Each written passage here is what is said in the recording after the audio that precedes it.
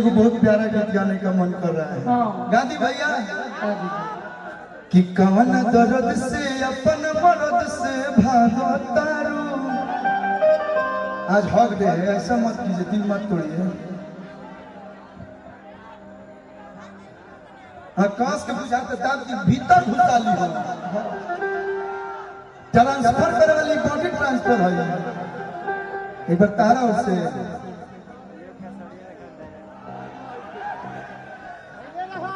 System कि अरे कवन दर्द से अपन मर्द से भागो तारू।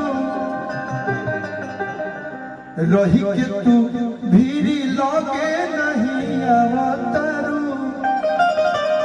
अब बताई हेतना सुंदर लिपस्टिक लगैले बड़ी कौना काम के? हेतना सुंदर लिपस्टिक लगैले बाड़ू कौना काम खातिर? धनी धनी चुप से दाना। आज किस पे है? नहीं किस नहीं लेंगे हम अपना मेहरारू का छोड़ के हम क्यों कि ताकि ना हो। ये तो मेरा काम है कि मैं कर रहा हूँ। मन से नीचे उतरेंगे हम आंख मूंद देते हैं। हमारे लोग कभी ना करे धनी धनी चूसे दाना उठ के ललैया हो ललैया हो। धनी धनी चूसे दाना अरे भाई उठ के ललैया हो ललैया हो। एगो गाना अपना सुन लो कर लो कि दैया दैया दैया रे ननद के भैया रे। लेकिन इधर आइए हमने का भोजपुरी में गवाई पहले बानी हम कि सैया सैया सैया हो ननद के भैया हो सैया सैया। अच्छा अरे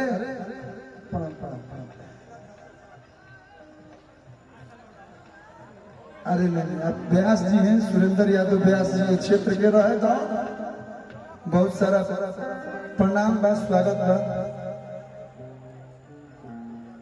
अच्छा अरे वाह ये जिलावे ये गाँव में ये क्षेत्र में लायदार हो। इधर से एक से बढ़ के एक व्यास करोड़ बने का भैया। धनी धनी चूसे दाना भैया बजाइए उठ के ललैया हो। तनी दोनों जन यहाँ लोग है ना तब आप तनी सेंटर में ना चल जाओ कि सैया सैया सैया हो ननद के भैया हो सैया सैया सैया हो ननद के भैया हो। कहले दे दर्द हो बाते कर भैया हो बाते कर भैया। मनीषा जी आप लोग के बहुत एगो फेवरेट डांस हो हेने सर वाला होने जाए लो लेकिन फास्ट में जाए लो। हम थोड़ा स्लो स्लो मजा लेते हैं। लहे लहे राजा लहे लहे लव कीजिए भैया सैया सैया सैया।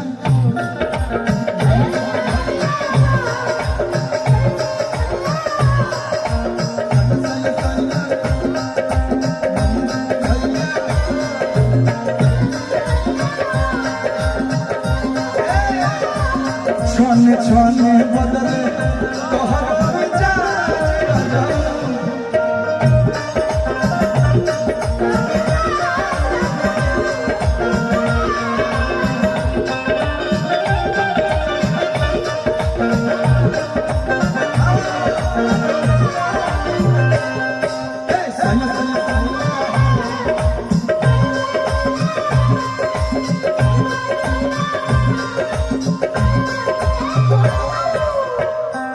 लेकिन वाकई इन लोग के लिए इन दोनों लोग के लिए जोरदार ताली आप लोग बजा दीजिए।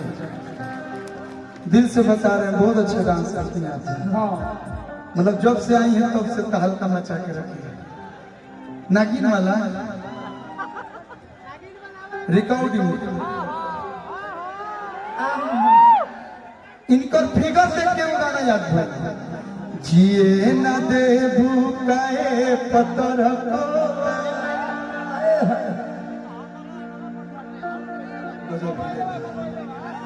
अरे की खोड़ परान भुकाए समर को लेकिन रिकॉर्डिंग डांस तो लगाइए।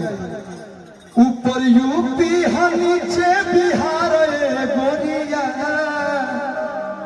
कि ऊपर छपरा हो नीचे सिवान ए गोरिया। हाँ हाँ एक बात तो गजबे डोला मतारू डोए गोरिया। तो बुझा तो महिला